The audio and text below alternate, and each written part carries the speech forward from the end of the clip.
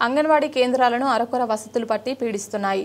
సిబ్బంది కొరతతో పాటు ఇతర సమస్యలు ఆందోళన కలిగిస్తున్నాయి. సర్కార్ పట్టించుకోకపోవడంతో వేలాది మంది పిల్లలు అవస్థలు పడుతున్నారు. అంగన్వాడీలో కీలకమైన ఆయాల పోస్టులను భర్తీ చేయకపోవడంతో చిన్నారులు ఇబ్బందులు ఎదుర్కొంటున్నారు. నెల నెలా పదవి విరమణ పొందుతున్న వారి సంఖ్య పెరుగుతున్నప్పటికీ కొత్త వారి రిక్రూట్మెంట్ మాత్రం జరగడం లేదు. దీంతో వేలాది పోస్టులు ఖాళీగా ఉన్నాయి. ఇది అంగన్వాడీ సెంటర్ల నిర్వహణపై తీవ్ర ప్రభావాన్ని చూపెడుతోంది. ఈ నేపథ్యంలో రాష్ట్ర వ్యాప్తంగా ఎలాంటి పరిస్థితులు ఎదురవుతున్నాయి, మొత్తం ఎన్ని ఆయా పోస్టులు ఖాళీగా ఉన్నాయి, అంగన్వాడీలో ఇంకా ఏ సమస్యలు తిష్టవేశాయి, ఇలాంటి పూర్తి వివరాలపై S6 న్యూస్ స్పెషల్ ఫోకస్.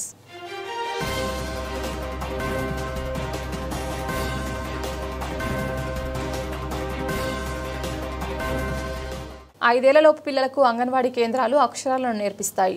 చిన్నారులకు బడిని పరిచయం చేసి భయాన్ని పోగొడతాయి. వారిని కొత్త ప్రపంచంలోకి తీసుకెళ్తాయి. అంతేకాదు పౌష్టికాహారాన్ని కూడా అందిస్తాయి. కానీ అలాంటి అంగన్వాడీ కేంద్రాల్లో సమస్యలు స్వాగతం పలుకుతున్నాయి. సిబ్బంది కొరతతో పాటు ఇతర సమస్యలు వేధిస్తున్నాయి. తెలంగాణ వ్యాప్తంగా చాలా చోట్ల ఇదే పరిస్థితి కనిపిస్తోంది.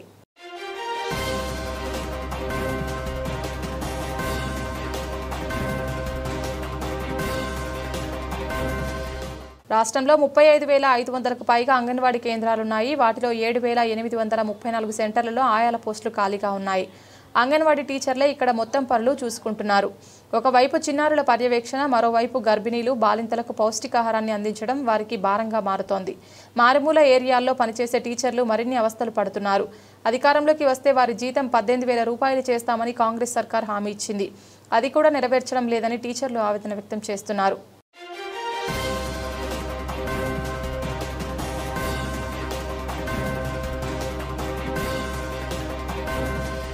మరి ఇప్పుడు మాకు ఇక్కడ ఆయమ్మ లేదు. నాకు చాలా పిల్లలు ఉన్నారు. వంట చేయాలా, ఇటు పిల్లల్ని పిలుచుకురావాలా, ఇటు ఫోటో క్యాప్చర్ చేయాలంటే అయితే లేదు. 1వ డేట్ నుంచి 5వ డేట్ వరకు మాకు మా శాలరీ కూడా మాకు అందజేయాలి. మాకు 18,000 శాలరీ అని మాకు చెప్పారు.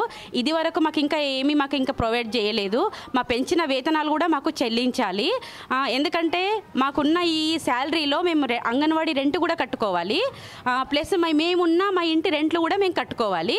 ఎందుకంటే ఈ రెంట్ ఆ రెంట్ అనేసరికి మాకు సరిగ్గా మాకు సరిపోతలేవండి వేతనాలు. అందుకని మాకు మా వేతనాలు కూడా మాకు పెంచిన వేతనాలు కూడా మాకు ఇవ్వాలి. గత ప్రభుత్వాలు కానీ ఈ ప్రభుత్వాలు కానీ మాకు సాలరీ పెంచి 12 సంవత్సరాలు వస్తుంది.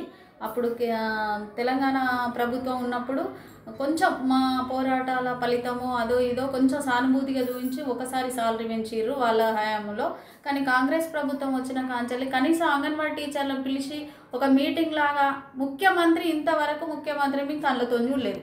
అంగన్వాడీ కేంద్రాల్లో 65 ఏళ్లు నిండిన సిబ్బంది రిటైర్ అవుతారు. అలా నెల నెల చాలా మంది పదవి విరమణ పొందుతున్నారు. కానీ ఆ ఖాళీలను మాత్రం సర్కారు భర్తీ చేయడం లేదు. దీంతో వేలాదిగా అవి అలాగే ఉన్నాయి. ఆయా పోస్టులు కాకుండా దాదాపు 6,400 టీచర్ వేకెన్సీస్ కూడా భర్తీ కావాల్సి ఉంది. వీటి రిక్రూట్మెంట్ కోసం నోటిఫికేషన్ ఇస్తామని గత మార్చిలో ప్రభుత్వం వెల్లడించింది.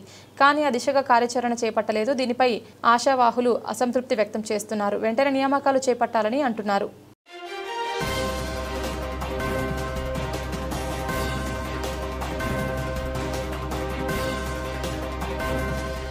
ఆయమ్మ 2019 జూన్లో చనిపోతే ఇప్పటి వరకు రిక్రూట్మెంట్ లేదు.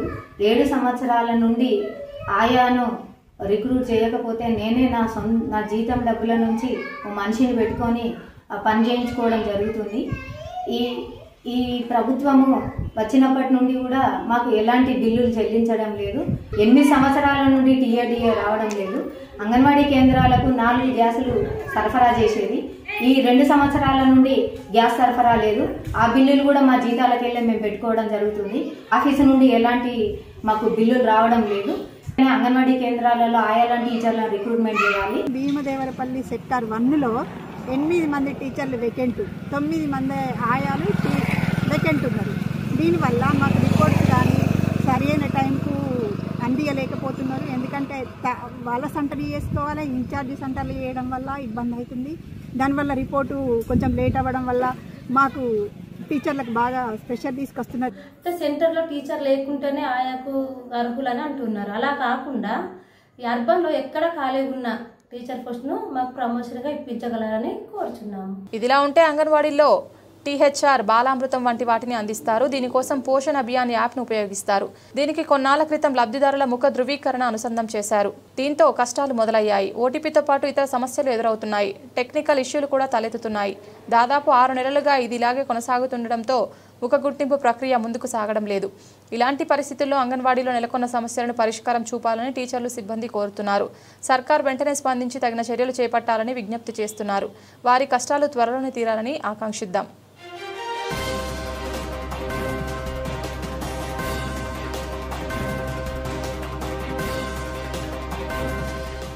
ఈరోజు తెలంగాణ రాష్ట్రంలో అంగన్వాడీ టీచర్లు, ఆయాలు ఎదుర్కొంటున్నటువంటి సమస్యలు ఇన్ని అని లేవు.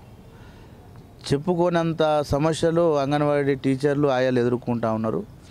ఇవాళ ఎఫ్ఆర్ఎస్ పేరు మీద ఇవాళ అన్ని రిజిస్ట్రేషన్లు చేయాలని చెప్పేసి, తల్లి పిల్లల రిజిస్ట్రేషన్ చేయాలని చెప్పి, ఆధార్ కార్డును లింక్ చేయాలని చెప్పేసి అదొక్క ఒత్తిడి.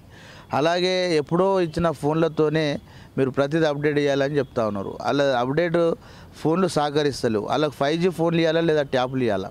మళ్ళీ అంగన్వాడీ ఉద్యోగులకు ఏదైతే వేతనాలు ఇవ్వాలో ప్రతి నెల 5వ తారీఖు ఇవ్వాల్సింది పోయి ఇష్టానుసారంగా ఎప్పుడు ఇష్టపడితే అప్పుడు ఇచ్చినట్టుగా ఇస్తూ ఉన్నారు. గ్యాస్ బిల్లులు లేవు. వంట మన ఏవైతే పరికరాలు ఉంటాయో వంటకు సంబంధించినవి ఆ వంట పరికరాలు కూడా చక్కగా లేవు. అలాగే మళ్ళీ ఎక్కడైతే అద్దెకు ఉంటున్నారో అద్దె రెంట్లు చెల్లించాక అక్కడ కిరాయి ఉన్న వాళ్ళు కూడా ఇబ్బందులు గురి చేస్తూ ఉన్నారు.